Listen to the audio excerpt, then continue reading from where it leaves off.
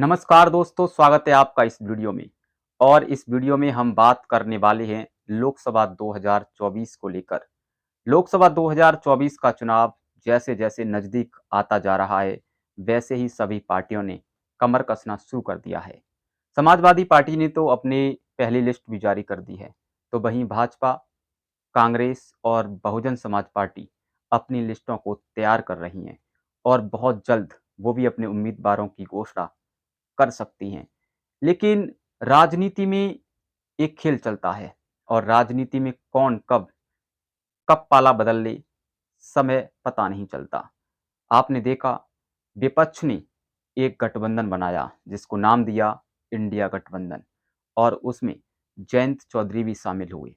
लेकिन ऐन मौके पर जयंत चौधरी ने बाजी पलट दी और वो एनडीए के साथ मिल गई। नीतीश कुमार ने बिहार में आपने देखा होगा एनडीए के साथ चले गए।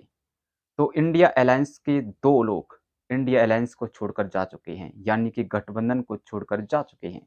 उधर बहन कुमारी मायावती जी ने अभी कोई ऐसा अनाउंसमेंट नहीं किया है कि वो इंडिया गठबंधन के साथ चुनाव लड़ेगी, लेकिन ऐसा लग रहा है वो पहले भी 2023 में बयानबाजियों में कहती आई हैं कि वो लोकसभा 2024 का चुनाव अकेले लड़ेंगी।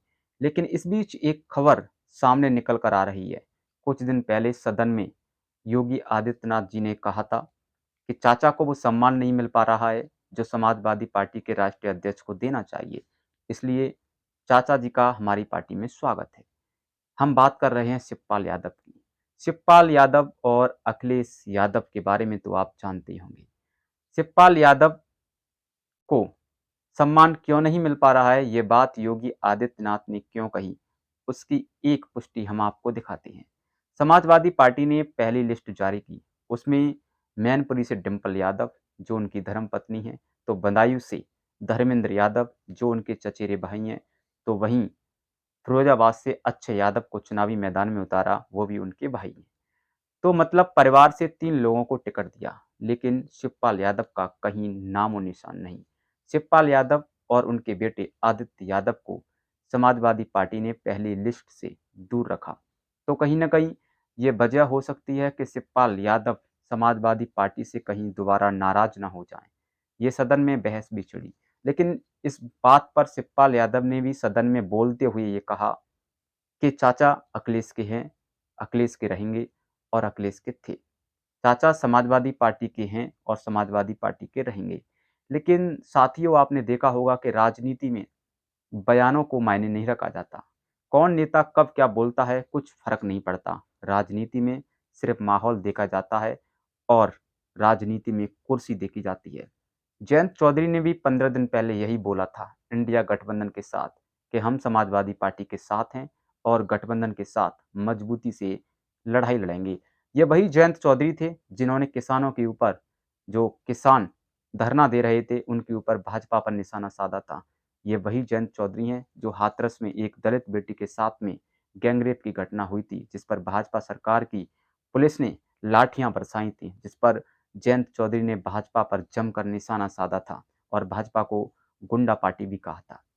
लेकिन इन बयानों का कोई महत्व नहीं, क्योंकि राजनीति यही है। राजनीति में कौन कब पाला बदल ले, कुछ पता नहीं चलता। यही समाजवादी पार्टी में चल रहा है। तो शिवपाल यादव बेशक कह रहे हैं कि वो समाजवादी पार्टी के साथ हैं, लेकिन कब वो भाजपा का दामन थाम लें, ये भी कोई कह नहीं सकता। समाजवादी पार्टी के परिवार की फूट 2017 के चुनाव के बाद पड़ी थी। जैसा कि आपने देखा था, वहाँ पर भी समाजवादी पार्टी को काफ़ी नुकसान उठाना पड़ा। 2018 में समाजवादी पार्टी से अलग होकर शिवपाल यादव ने प्रगतिशील समाजवादी पार्टी की स्थापना कर दी और उसके बाद में 2022 के विधानसभा चुनाव से पहले फिर दोबारा समाजवादी पार्टी और यानी कि अखिलेश यादव और शिवपाल यादव का विलय हो गया और वो चुनाव लड़ी। लेकिन शिवपाल यादव के अलग होने से समाजवादी पार्टी पर खासा प्रभाव पड़ सकता है। जैसा कि आपने 2019 के लोकसभा चुनाव में देखा, फिरोजाबाद की सीट समाजवादी पार्टी जीत रही थी, लेकिन शिवपाल यादव अपनी पार्टी से खड़े हो गए और सपा के अक्षय यादव को हारना पड़ा और उनकी हार हुई। क्योंकि शिवपाल यादव एक बड़े नेता हैं और उनकी पकड़ मैनपुरी, फिरोजाबाद, एटा, कासगंज और बदायूं जैसी सीटों पर मजबूत मानी जाती है। कहा जाता है कि यादव वोटरों में उनकी एक अच्छी पकड़ है और यादव वोटर उनको मुलायम सिंह यादव के बाद दूसरा बड़ा यादवों का नेता मानते हैं। तो यही वजह है कि अब भाजपा शिवपाल यादव को अपने पाले में लाना चाह रही है और उन्हें मैनपुरी की लोकसभा सीट से डिम्पल यादव के सामने लड़ाने की सोच रही है।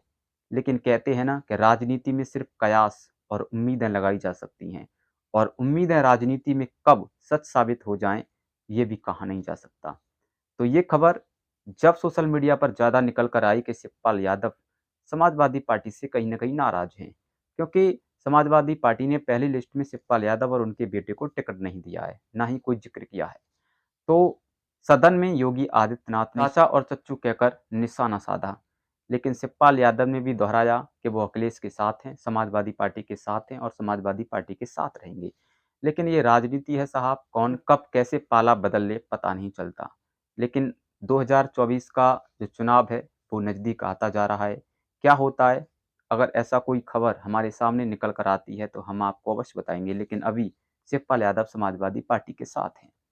तो दोस्तों, आपको क्या लगता है? आप अपनी राय कमेंट बॉक्स में अवश्य दें। क्या शिवपाल यादव को वो सम्मान अखिलेश यादव जी ने नहीं दिया जो उनको मिलना चाहिए? क्योंकि धर्मेंद्र यादव को प्रत्याशी बनाया, अक्षय यादव को प्रत्याशी बनाया, डिम्पल यादव को प्रत्याशी बनाया, तो कहीं न कहीं पहली लिस्ट में शिवपाल यादव या उनके बेटे के नाम की भी घोषणा सपा के राष्ट्रीय अध्यक्ष को करनी चाहिए थी। आपकी इस पर क्या राय है? हमें कमेंट बॉक्स में आप अपनी राय पिन अवश्य करें।